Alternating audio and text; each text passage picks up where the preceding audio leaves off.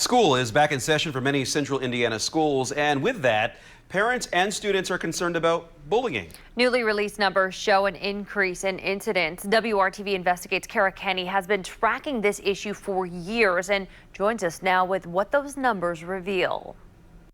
Indiana schools reported 5,103 bullying incidents during the 2021-2022 school year.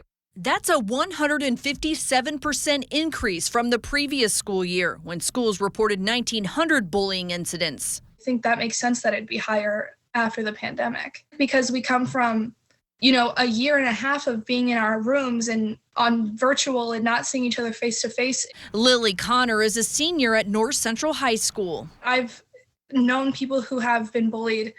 It starts to affect their home life. It starts to affect their body image. It starts to affect their view of their personality or their emotional health, and then it starts to affect your schoolwork.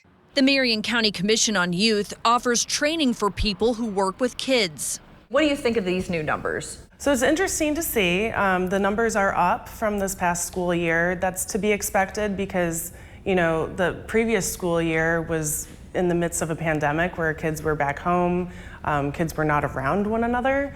Of the 5,100 reported bullying incidents last school year, the most were verbal, 1,900, followed by physical, 1,600, 543 social relational, and 473 electronic written incidents. WRTV Investigates ran the numbers and found 50% of schools reported zeros across the board. What do these numbers mean? We're a bit concerned that some of the cases might be underreported. That's not to say that we shouldn't continue measuring this information and taking in, as much information as we can, but we just want to make sure that we're getting as accurate information as possible. The state has very specific criteria as to what can be considered bullying, including that the behavior is repeated and has a substantially detrimental effect on the targeted student's physical or mental health. And so we're a little concerned, are these numbers accurate?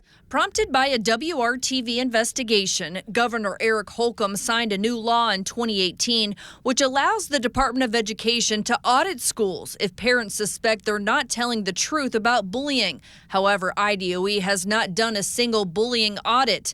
IDOE did create this new online form to submit any discrepancies when it comes to your school's bullying numbers. It's a culture. Bullying is a culture. Lily's school, North Central, reported 5 total bullying incidents for the last school year. How important is it to you as a student that schools report bullying incidents to the state?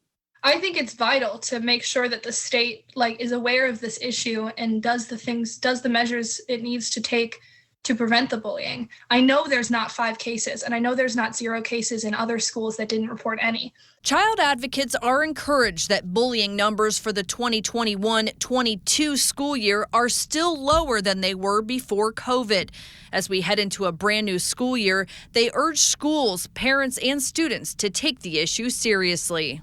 If you're curious about your school's bullying numbers, go to the WRTV app or WRTV.com.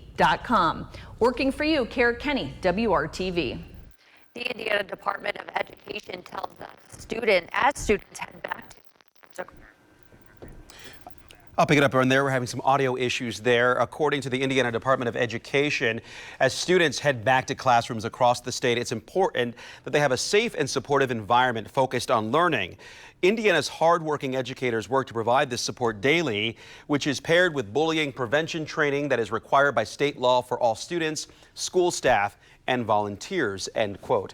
If you suspect your school's bullying numbers are incorrect, you can file a report with the Indiana Department of Education. We have added a link to this story on the WRTV app and at our website at WRTV.com.